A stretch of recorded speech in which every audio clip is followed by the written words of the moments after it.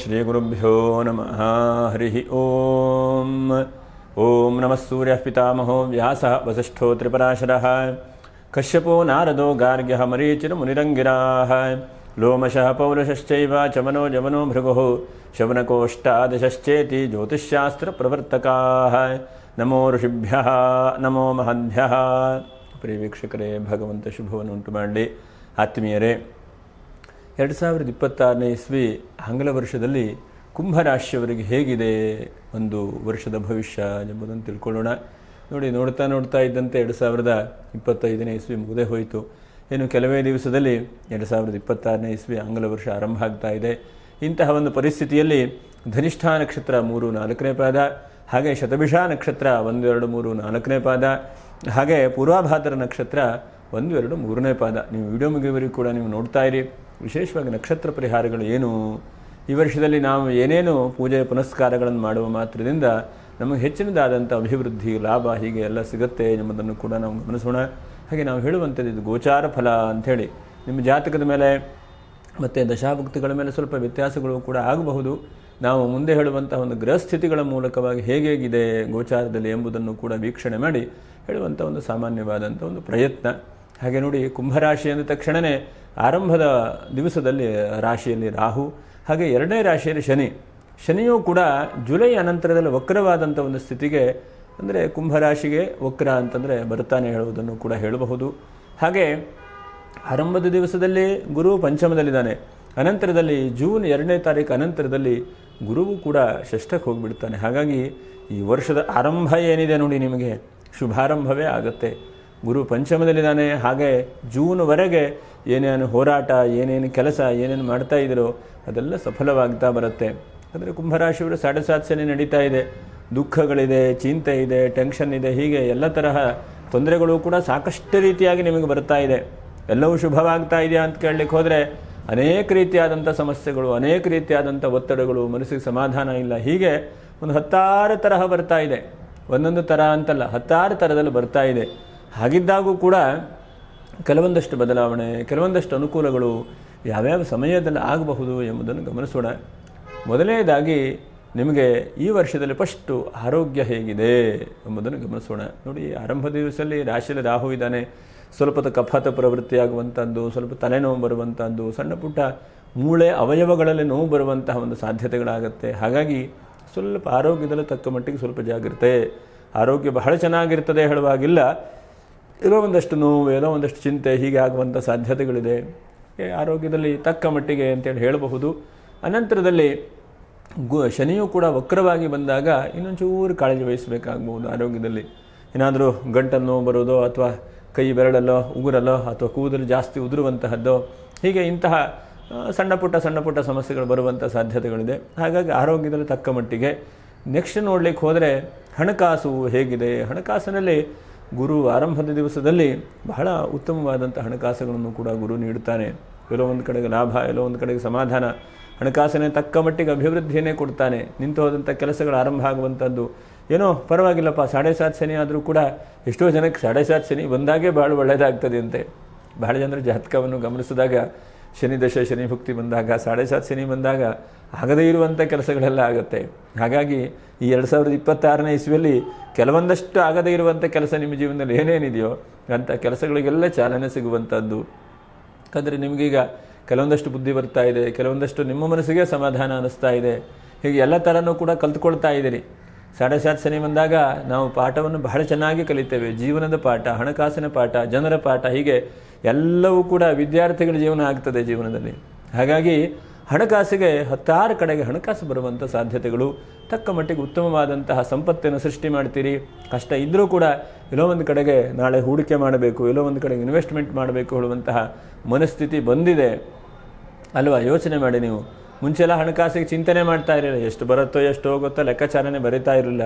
ಈಗ ಪ್ರತಿಯೊಂದಕ್ಕೂ ಕೂಡ ಲೆಕ್ಕಾಚಾರ, ಪ್ರತಿಯೊಂದಕ್ಕೂ ಕೂಡ ಜೀವನದಲ್ಲಿ ಹೀಗೆ ಮಾಡಬೇಕು, ಪ್ರತಿಯೊಂದದಲ್ಲಿ ಹೀಗೆ ಮಾಡಿದ್ರೆ ನನಗೆ ಮುಂದೆ ಅವಕಾಶಗಳಾಗುತ್ತೆ, ನಾನು ತಪ್ಪು ಮಾಡ್ತಾ ಇದ್ದೇನೆ, ಜೀವನದಲ್ಲಿ ನನ್ನ ದಾರಿ ಸರಿ ಇಲ್ಲ ಹೇಳುವಂಥದ್ದಾಗುತ್ತೆ. ಹಾಗಾಗಿ ಹೂಡಿಕೆಯನ್ನೂ ಮಾಡ್ತೀರಿ, ಹಣಕಾಸು ಕೂಡ ಚೆನ್ನಾಗೇ ಬರುತ್ತೆ, ಲಾಭಾಂಶಗಳು ಕೂಡ ಚೆನ್ನಾಗೇ ಬರುತ್ತೆ. ಇದನ್ನು ಕೂಡ ನಿಮಗೆ ಬಹಳ ಒಳ್ಳೆ ರೀತಿಯಲ್ಲೇ ಆಗ್ತದೆ ಅಂತೇಳಿ ಹೇಳಬಹುದು. ಹಣಕಾಸಿಗೆ ರಾಶಿಯಲ್ಲಿರುವಂಥ ರಾಹು ಜಾಸ್ತಿ ಹಣವನ್ನು ಕೊಡ್ತಾನೆ. ಯಾಕಂದರೆ ಕಷ್ಟಕ್ಕೆ ದೊಡ್ಡ ಪರಿಹಾರ ಏನು, ನಮ್ಮಲ್ಲಿ ಸಂಪತ್ತು ಸೃಷ್ಟಿಯಾಗಬೇಕು, ಒಂದು ಹಂತಕ್ಕೆ ಖರ್ಚಿಗೆ ಹಣ ಇರಬೇಕು. ಇಲ್ಲಾಂದರೆ ಕಷ್ಟ, ಹುಷಾರಿಲ್ಲ ಅಂತಂದರೆ ಆಸ್ಪತ್ರೆ ಸೇರಿಸಿದ್ರೆ ಏನಾಗುತ್ತೆ, ನಮ್ಮ ಬ್ಯಾಂಕ್ ಬ್ಯಾಲೆನ್ಸ್ ಎಷ್ಟಿದೆ ನೋಡ್ಕೊಳ್ಬೇಕು, ಅಥವಾ ಯಾವುದು ಇನ್ಶೂರೆನ್ಸ್ ಇದೆ ನೋಡ್ಕೊಳ್ಬೇಕಲ್ವ. ಹಾಗಾಗಿ ಹಣಕಾಸನ್ನು ತಕ್ಕ ಮಟ್ಟಿಗೆ ಒಳ್ಳೆ ರೀತಿಯಾಗಿ ಸೃಷ್ಟಿ ಮಾಡ್ತೀರಿ, ಒಳ್ಳೆ ರೀತಿಯಾಗಿ ಬೆಳೆಸ್ತೀರಿ ಹೇಳುವುದನ್ನು ಕೂಡ ನಾವು ಹೇಳಬಹುದು.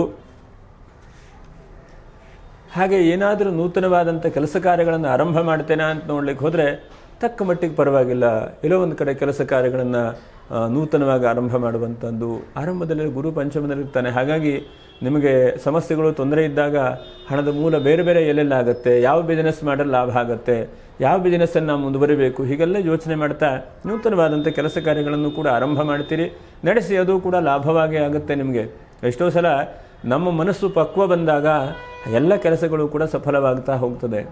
ಭಾಳಷ್ಟು ಪಕ್ವವಾಗಿದೆ ನಿಮಗೆ, ಯಾಕಂದರೆ ಸ್ವಲ್ಪ ಕಷ್ಟ, ಸ್ವಲ್ಪ ಚಿಂತೆ, ಸ್ವಲ್ಪ ಟೆನ್ಷನ್ನು, ಅಥವಾ ಇನ್ನೊಬ್ಬರ ಸಮಸ್ಯೆಗೆ ಸ್ಪಂದನೆ ಮಾಡ್ತಾ ಇರೋದ್ರಿಂದ ನಿಮಗೆ ಒಂದು ಹಂತದ ಲಾಭಾಂಶಗಳೆಲ್ಲ ಬರ್ತಾ ಇದೆ. ಹಾಗಾಗಿ ಬಿಸ್ನೆಸ್ಸನ್ನು ಮಾಡಿ ಅಂತೇಳಿ ಹೇಳ್ತಾನೆ.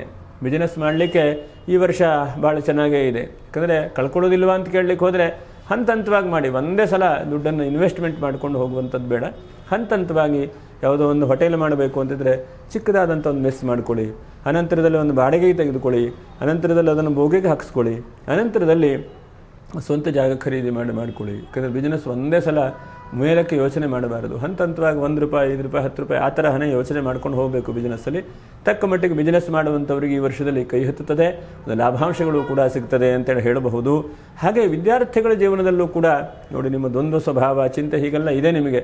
ಹಾಗಿದ್ದಾಗ ಕೂಡ ವಿದ್ಯಾರ್ಥಿಗಳ ಭವನ ಚೆನ್ನಾಗಿ ಓದುವಂಥ ಪ್ರಯತ್ನವನ್ನು ಮಾಡಿ. ರಾಶಿಯಲ್ಲಿ ರಾಹು ಇದ್ದಾನೆ, ಯಾಕಂದರೆ ಇಷ್ಟೊಂದು ಟೆಕ್ನಾಲಜಿ ಮುಂದುವರೆದಿದೆ. ಇವತ್ತು ನೋಡಿ AI ಬಂದಿದೆ, ಇಂಟರ್ನೆಟ್ಟು, ಗೂಗಲ್ಲು, ಸಾಕಷ್ಟು ವಿಷಯಗಳು ನಮ್ಗೆ ಗೊತ್ತಿಲ್ಲ ಅಂತ ಸರ್ಚ್ ಮಾಡಿದ ತಕ್ಷಣ ಸಿಗುತ್ತೆ. ಹಿಂದಿನ ಕಾಲದಲ್ಲಿ ನಾವು 100 ಜಾತಕ ತೆಗಿಬೇಕು, ಪಂಚಾಂಗ ತೆಗಿಬೇಕು ಅಂದರೆ ಎಷ್ಟು ಸಮಯ ಆಗ್ತಿತ್ತು. ಇವಾಗೆಲ್ಲ ಸಾಫ್ಟ್ವೇರ್ ಬಂದೋದ್ರಿಂದ ಬಹಳ ಬೇಗನೆ ಕೆಲಸಗಳಾಗ್ತದೆ. ಹಾಗಾಗಿ ಅದನ್ನೆಲ್ಲ ಯಾವ್ಯಾವುದು ಒಳ್ಳೆಯದಿದೆಯೋ ಅನೋಭದ್ರಾ ಕೃತವೋಜಂತು ವಿಶ್ವತಃ, ಆ ಒಳ್ಳೆಯ ವಿಷಯಗಳನ್ನೆಲ್ಲ ನಾವು ಗ್ರಾಹ್ಯ ಮಾಡಿಕೊಂಡು ಒಳ್ಳೆಯ ವಿಷಯಗಳನ್ನೆಲ್ಲ ತಿಳ್ಕೊಂಡು ಕಲಿಯುವಂತಹ ಪ್ರಯತ್ನವನ್ನು ಮಾಡಿ. ವಿದ್ಯಾರ್ಥಿಗಳು ಜಾಸ್ತಿ ಗೋಲ್ ರೀಚ್ ಆಗುವಾಗ ಮಾಡಿ. ಇದು ನನಗೆ ಸಿಗುತ್ತೆ, ಇದು ನನಗೆ ಆಗತ್ತೆ, ಇದರಿಂದ ನಾನು ಪಡಿಬೇಕು ಹೇಳುವಂತಹ ಆ ಮನಸ್ಥಿತಿ ಇಟ್ಕೊಂಡು ಓದಿ. ನೀವು ಯಾವುದೋ ಬೇಡದೇ ಇದ್ದದ್ದು ಓದುವಂಥದ್ದು, ಬೇಡದೇ ಇದ್ದಕ್ಕೆ ಸಮಯ ಹಾಕುವಂಥದ್ದನ್ನು ಬಿಟ್ಟುಬಿಡಿ. ಯಾವುದು ಗೋಲನ್ನು ಇಟ್ಕೊಳ್ಳುವಂತಹ ಪ್ರಯತ್ನ ಮಾಡಿ, ಅದರಿಂದನೂ ಕೂಡ ಸಫಲವಾಗ್ತದೆ ಅಂತೇಳಿ ಹೇಳಬಹುದು. ಕುಂಭರಾಶಿಯವರು ಬಹಳ ಜನ ಕೆಲಸ ಕಳ್ಕೊಂಡಿದ್ದೀರಿ. ಹಾಗಾಗಿ ಯೋಚನೆ ಮಾಡ್ತಾ ಇರ್ತೀರಿ, ನನಗೂ ಕೆಲಸ ಸಿಗತ್ತಾ, ಅಥವಾ ನನಗೂ ಕೆಲಸಕ್ಕೆ ಯೋಚನೆ ಆಗತ್ತಾ. ಹೀಗೆಲ್ಲ ಯೋಚನೆ ಮಾಡ್ತಾ ಇದ್ದರೆ ತಕ್ಕ ಮಟ್ಟಿಗೆ ಉತ್ತಮವಾದಂಥ ಕೆಲಸ ಸಿಗುವಂಥ ಚಾನ್ಸಸ್ಸು, ಮತ್ತು ಗೌರ್ಮೆಂಟ್ ಸಂಬಂಧವಾದ ಏನಾದ್ರು ಪರ್ಮನೆಂಟ್ ಆಗ್ತದೆ ಅಂತಂದರೆ ಪರ್ಮನೆಂಟಿನ ಅವಕಾಶಗಳು ಕೂಡ ಸಿಗುವಂಥ ಚಾನ್ಸಸ್ ಇದೆ. ಇದು ಬಹಳ ಮುಖ್ಯವಾಗಿ ಗಮನಿಸಬೇಕು. ಎಷ್ಟೋ ಜನ ಇವತ್ತಿನ ಕಾಲಕ್ಕೆ ಅಪ್ಲಿಕೇಶನ್ ಆಗ್ತಾ ಇರ್ತಾರೆ, ಒಂದು ಕೆಲಸ ಸರಿಯಾಗಿ ಆಗೋದಿಲ್ಲ, ಸರಿಯಾಗಿ ಚಿಂತೆ ಆಗುತ್ತೆ, ಹೀಗೆಲ್ಲ ಆಗ್ತಾ ಇರುತ್ತೆ. ಆದರೆ ತಕ್ಕ ಮಟ್ಟಿಗೆ ಒಳ್ಳೆ ರೀತಿಯಾದಂಥ ಕೆಲಸ ಕಾರ್ಯಗಳು ಸಿಗುವಂಥದ್ದು, ಕೆಲಸ ಕಾರ್ಯದಲ್ಲಿ ಒಂದು ಹಂತದ ಅಭಿವೃದ್ಧಿಯನ್ನು ಕೂಡ ಕಾಣುವಂಥ ಸಾಧ್ಯತೆಗಳಿದೆ. ನೋಡಿ, ವಿವಾಹಾದಿ ಮಂಗಲ ಕಾರ್ಯಗಳಿಗೆ ಯಾವಾಗ ಅವಕಾಶ ಇದೆಯಪ್ಪ ಅಂತಂದರೆ ಜೂನ್ 2ನೇ ತಾರೀಕಿನ ಒಳಗಡೆಗೆ ಪ್ರಯತ್ನ ಮಾಡಿ. ಯಾಕಂದರೆ ಗುರು ಪಂಚಮದಲ್ಲಿದ್ದಾಗ ನಿಮಗೇನೋ ಒಂದು ಕಡೆಗೆ ಲಾಭಾಂಶಗಳು ಸಿಗುತ್ತೆ. ಆ ಸಮಯದಲ್ಲಿ ಮುಟ್ಟಿದೆಲ್ಲ ಸ್ವಲ್ಪ ಬಂಗಾರ ಆಗುವಂಥ ಸಾಧ್ಯತೆಗಳಿದ್ದಾವೆ. ಎಷ್ಟೋ ಸಲ ನಮ್ಮ ಟೈಮ್, ಯಾಕಂದರೆ ನಿಮ್ಮ 7.5 ಶನಿ ಇದೆ. ಈ ಕಾಯುವರು ಯಾರು? ಒಂದನೇದು ಗುರು ಒಬ್ಬನೇ ನಿಮ್ಮನ್ನು ಕಾಯುವನು.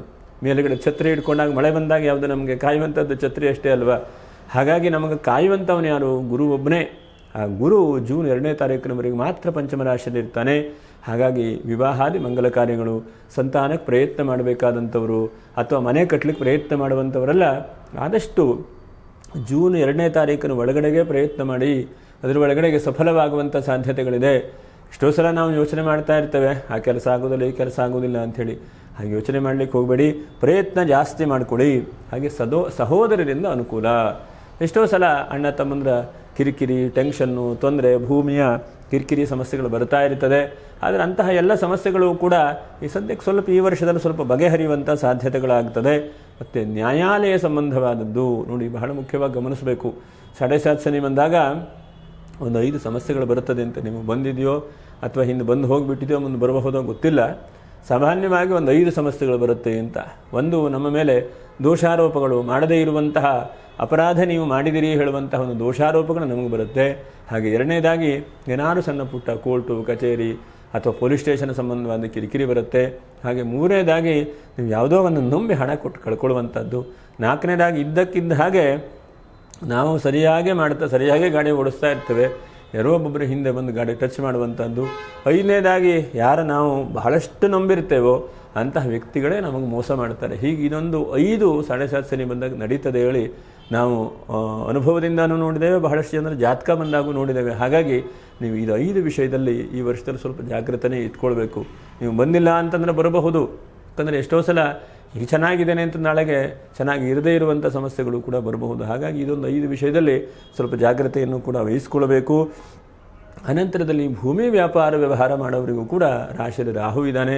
ತಕ್ಕ ಮಟ್ಟಿಗೆ ಯಾವುದೋ ವ್ಯಕ್ತಿಗಳಿಂದ ಪರಿಚಯ ಆಗಿ ಒಳ್ಳೆ ರೀತಿಯಾದಂಥ ಅಭಿವೃದ್ಧಿ ಆಗುತ್ತೆ. ಭೂಮಿ ವ್ಯಾಪಾರ ವ್ಯವಹಾರ ಮಾಡೋರು, ಅದರ ಜೊತೆಯಲ್ಲಿ ಅಲ್ಪ ಸ್ವಲ್ಪ ರಾಜಕೀಯ ವ್ಯಕ್ತಿಗಳು ಮತ್ತು ದೇವಸ್ಥಾನದ ಧಾರ್ಮಿಕ ಮುಖಂಡರು, ಇದು ಬಹಳ ಮುಖ್ಯವಾಗಿ ಗಮನಿಸಬೇಕು. ಎಷ್ಟೋ ಜನ ಧಾರ್ಮಿಕವಾದಂಥ ಕೆಲಸದಲ್ಲಿ ಇರ್ತಾರೆ, ಆದರೆ ಏನೋ ಮನಸ್ಸಿಗೆ ಸಮಾಧಾನ ಇಲ್ಲ, ಏನೋ ಚಿಂತೆ, ಏನೋ ಸರಿಯಾಗಿ ಏನೋ ಕೆಲಸ ಮಾಡಲಿಕ್ಕೆ ಆಗೋದಿಲ್ಲ. ಇಂತಹ ಒಂದು ಪರಿಸ್ಥಿತಿ ಇದ್ದರೂ ಕೂಡ ಆ ದೇವತಾನುಗ್ರಹದಿಂದ ನಿಮಗೆ ಬಹಳಷ್ಟು ಧಾರ್ಮಿಕವಾಗಿ ಅಭಿವೃದ್ಧಿಯನ್ನು ಕೊಡ್ತಾರೆ. ಮತ್ತು ಬಹಳ ಮುಖ್ಯವಾಗಿ ಯಾರ್ಯಾರು ಪ್ರೊಫೆಸರ್ ಆಗಿದ್ದರೋ, ಟೀಚಿಂಗ್ ಹುದ್ದೆಯಲ್ಲಿದ್ದರೋ ಅಂಥವ್ರಿಗೂ ಕೂಡ ಎಲ್ಲೋ ಒಂದು ಕಡೆ ಲಾಭಾಂಶ ಆಗ್ತದೆ. ನಿಮಗೆ ಕಷ್ಟ ನಷ್ಟ ಯಾಕಪ್ಪ, ಯಾವುದೋ ಒಂದು ಬಿಸ್ನೆಸ್ ಮಾಡಿದ್ರೆ ಸಾಕಿತ್ತು, ಇದೆಲ್ಲ ಟೀಚಿಂಗ್ ಏನಕ್ಕೆ ಮಾಡ್ತಾ ಇದ್ದೇನೆ ಅಂತಂದರೆ ಎಲ್ಲೋ ಒಂದು ಕಡೆ ಸಂಸ್ಥೆಯಲ್ಲೋ ಎಲ್ಲೋ ಒಂದು ಕಡೆಗೆ ಅಭಿವೃದ್ಧಿ ಸಿಗುವಂತಹ ಚಾನ್ಸಸ್ ಆಗುತ್ತೆ. ಅದರಲ್ಲೂ ಕೂಡ ತಕ್ಕ ಮಟ್ಟಿಗೆ ಅಭಿವೃದ್ಧಿ ಇದೆ ಅಂತೇಳಿ ಹೇಳಬಹುದು. ಪ್ರಯತ್ನಕ್ಕೆ ಉತ್ತಮವಾದಂಥ ಫಲ. ಎಷ್ಟೋ ಸಲ ಪ್ರಯತ್ನ ಮಾಡ್ತಾ ಇರ್ತೇವೆ, ಫಲ ಸರಿ ಇರುವುದಿಲ್ಲ, ಆದರೆ ಪ್ರಯತ್ನಕ್ಕೆ ಉತ್ತಮವಾದಂಥ ಫಲ ಸಿಗುವಂತಹ ಒಂದು ವರ್ಷ ಅಂತೇಳಿ ಹೇಳಬಹುದು.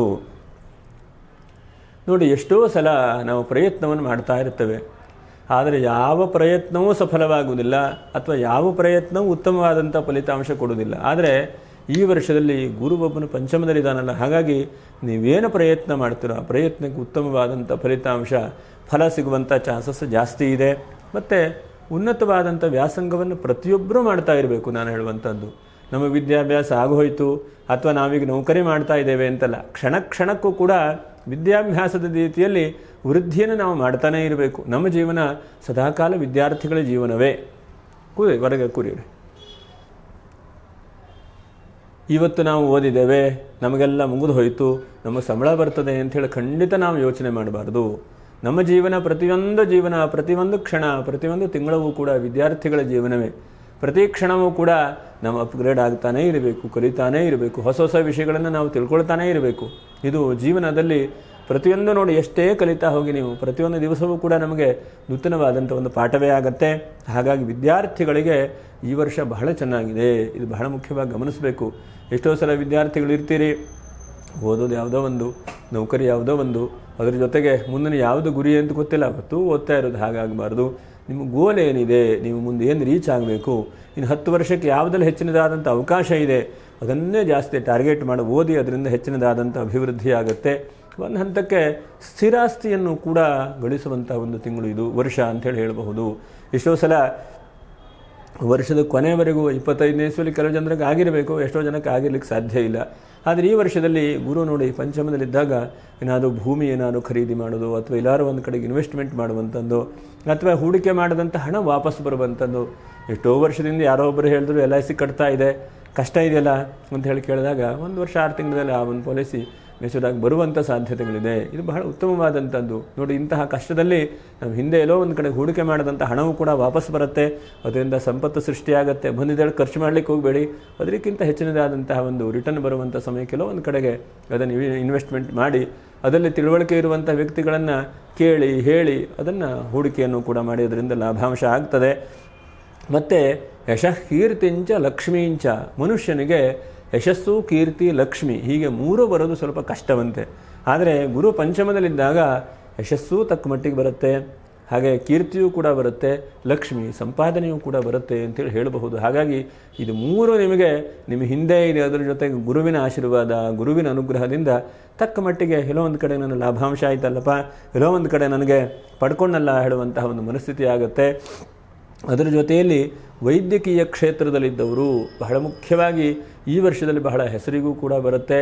ಅದರ ಜೊತೆಗೆ ನೀವು ಕೊಟ್ಟಂಥ ಔಷಧಿ ಉಪಚಾರಗಳು ಬಹಳ ಉತ್ತಮವಾದಂಥದ್ದಾಗುತ್ತೆ. ಎಷ್ಟೋ ಜನ ವಿದ್ಯಾರ್ಥಿಗಳು ಮೆಡಿಕಲ್ ಸೋರ್ಸು, ಮೆಡಿಕಲ್ ಓದಬೇಕು ಅಥವಾ ಹಾಗೆ ಮಾಡಬೇಕು ಹೀಗೆ ಮಾಡಬೇಕು ಹೇಳುವಂತಹ ಕನಸು ನನಸಾಗುವಂತಹ ಒಂದು ಸಾಧ್ಯತೆಗಳು ಕೂಡ ಜಾಸ್ತಿ ಇದ್ದಾವೆ.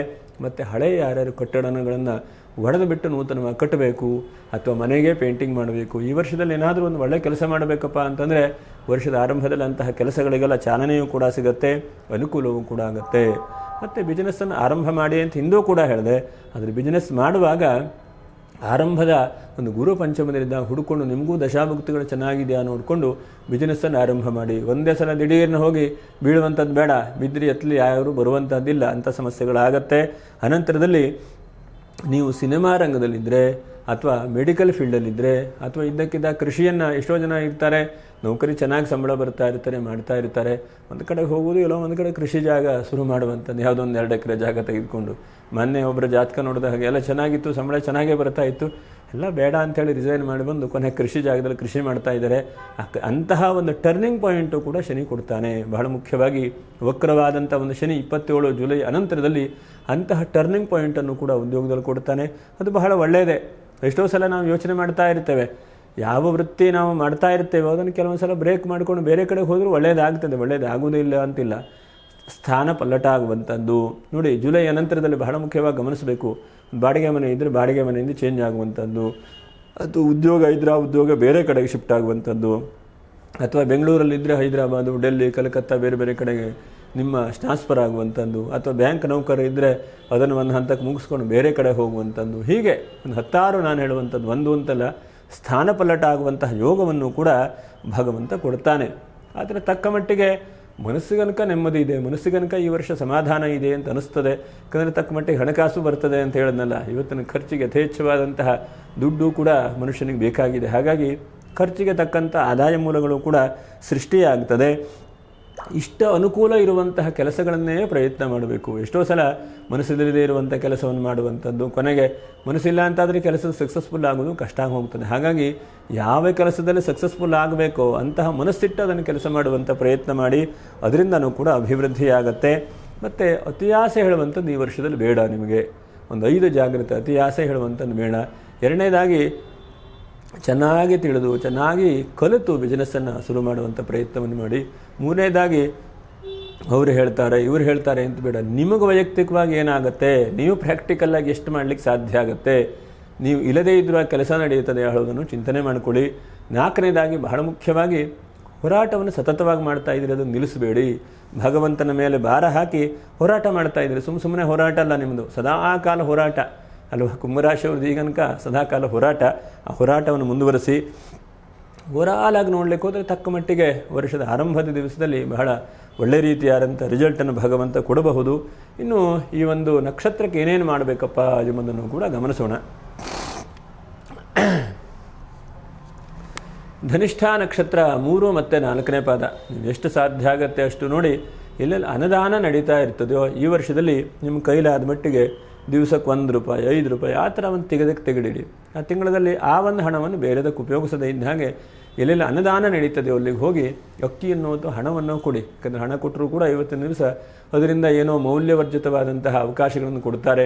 ಆ ಮೌಲ್ಯ, ಉದಾಹರಣೆಗೆ ಒಂದು ಅಡುಗೆ ಮಾಡೋರಿಗೆ ಏನೋ ಒಂದು ಸಂಬಳ ಕೊಡುವಂಥದ್ದು, ಅಥವಾ ಏನೋ ಒಂದು ಕ್ಲೀನ್ ಮಾಡೋರಿಗೆ ದುಡ್ಡು ಕೊಡುವಂಥ ಅವಕಾಶಗಳು ಕೂಡ ಆಗುತ್ತೆ. ದ್ರವ್ಯದ ಮೂಲಕವಾಗೂ ಕೊಡಬಹುದು, ಅಥವಾ ಹಣಕಾಸಿನ ಮೂಲಕವಾಗೂ ನೀವು ಕೊಡುವಂತಹ ಪ್ರಯತ್ನಗಳಿದೆ. ಅನ್ನದಾನ ನಡೆಯುವಂಥ ಜಾಗ ಕೊಡಿ ಅಂತೇಳಿ ಹೇಳ್ತಾನೆ.